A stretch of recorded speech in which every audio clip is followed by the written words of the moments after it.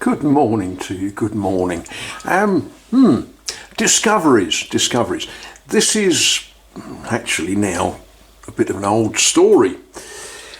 What was here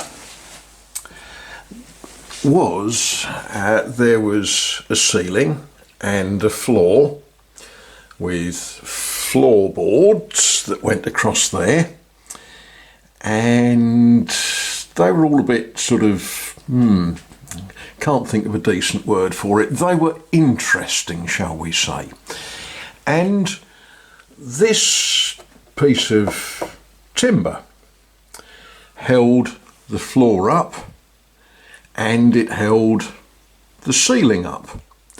And when I'd been working up there, I had stood on this floor. Anyway, enough of that. When I started playing with wiring and contemplating taking down ceiling, what I found was this whole floor and ceiling actually moved. Not a lot, but enough. And I thought, there's something not right there. Well, the floorboards had got wormholes in and they were horrible, and the ceiling, well, that had to come down. And when all I had was floorboards sitting on this substantial piece of material, it was all loose. And what I found was this was not fixed in any way, shape or form to the wall.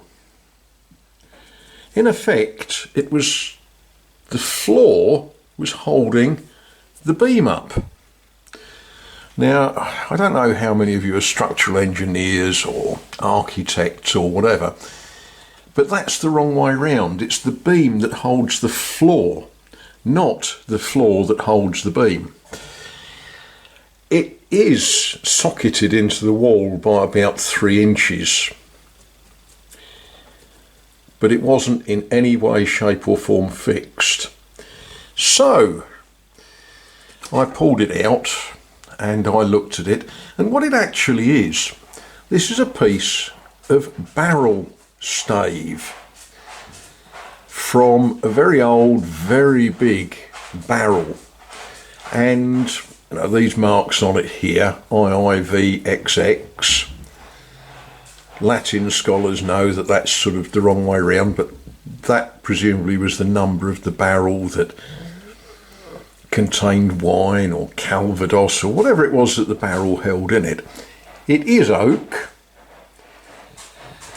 So what I did, I pulled it out, which was easy. As I say, there was absolutely nothing fixing this. I cleaned it down. It's had a couple of coats of varnish. It's got a modern fixing into the wall.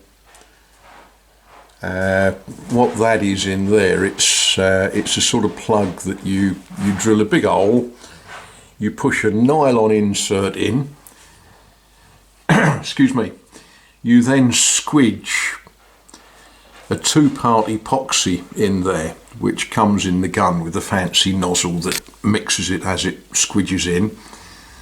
So you fill the hole with epoxy, then you push the stud in, and then you put a nut on it, and in the fullness of time I shall put a nice wooden plug on there to cover it and make it look like it's plugged into the wall.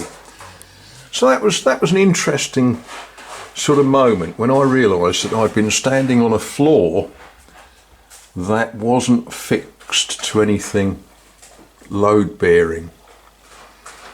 So there we are. That's what we come to find.